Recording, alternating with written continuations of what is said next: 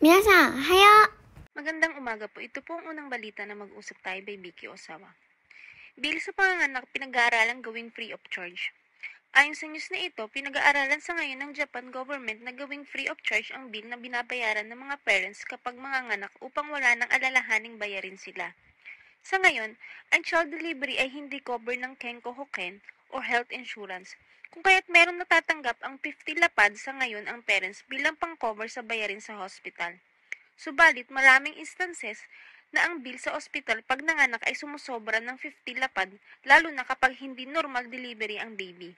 Dahil dito, ang lumagpas sa 50 lapad na bill sa ospital ay kailangan bayaran personally ng parents. Kung maisa sa batas ito, magiging malaking tulong daw sa mga parents na gusto pang magka-baby upang wala na silang problemahin pang bayarin sa ospital. Normal o hindi ang delivery ng baby. At yan po ang unang balita na mag-usap tayo by Vicky Osawa.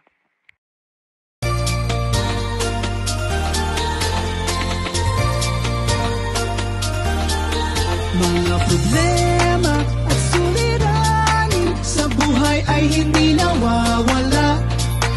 Tanging kailangan ibay ng puso upang ikaw ay di maging kawawa. Mag-usap tayo at gagaan mga problema nyo. Mga pagsubok sa ating buhay malulutas kapag nag-usap. Mag-usap tayo by Vicky Osawa. 5 Pinoy sa mga pasahero ng Singapore Airline flight na tinamaan ng matinding turbulence. 5 Pinoy ang kabilang sa mga pasahero ng Singapore Airline flights mula London na tumama sa matinding turbulence, inuulat ng State of the Nation ng GTB nitong Martes ng gabi. Kinumpirma rin ng Department of Migrant Workers na mayroon 5 Pinoy na nakasakay ng Singapore Airlines flight SQ-321, ngunit hindi pa matukoy ang kanilang mga kondisyon. Ang Migrant Workers Office ng Singapore ng DMW ay nakikipagtulungan sa mga embahada ng Pilipinas sa Bangkok, Ministry of Foreign Affairs ng Singapore, mga otoridad sa Suvarnabhumi Airport ng Bangkok, at mga opisyal na airline upang matukoy ang katayuan at kondisyon ng 5 pasaherong Pilipino, ang sabi ng ahensya. Sa pagpapahayag ng pagkabahala para sa kaligtasan at katayuan ng 5 Pilipino, sinabi ng DMW na ang MWO-SG ay magpapatuloy sa pasubaybay sa kanilang sitwasyon at i-update ang punong tanggapan ng DMW sa lalong madaling panahon. Isang pasahero ang namatay habang 30 iba pa ang sugatan sa insidente. 7 ang kritikal dahil sa mga pinsala sa ulo. Nag-alok ang Singapore Airlines ng pinakamalalim na pakikirami sa pamilya ng namatay.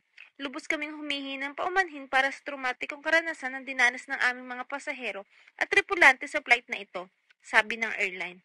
Nakipag-ugnayan na rin ang GMA News Online sa Department of Foreign Affairs para makakuha ng karagdagang detalye tungkol sa status ng 5 Pinoy.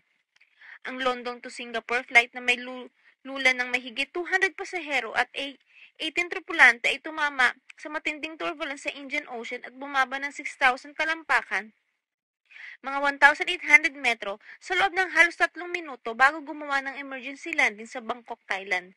Hindi sinabi ng Singapore Airlines kung anong uri ng turbulence ang nasasangkot, ngunit pinaghihilaan ng mga eksperto sa aviation na ito ay clear air turbulence, na itinuturong na pinakamapanganib na uri ng turbulence. At yan po ang huling balita na mag-usap tayo by Vicky Osawa. Chika Talk for today.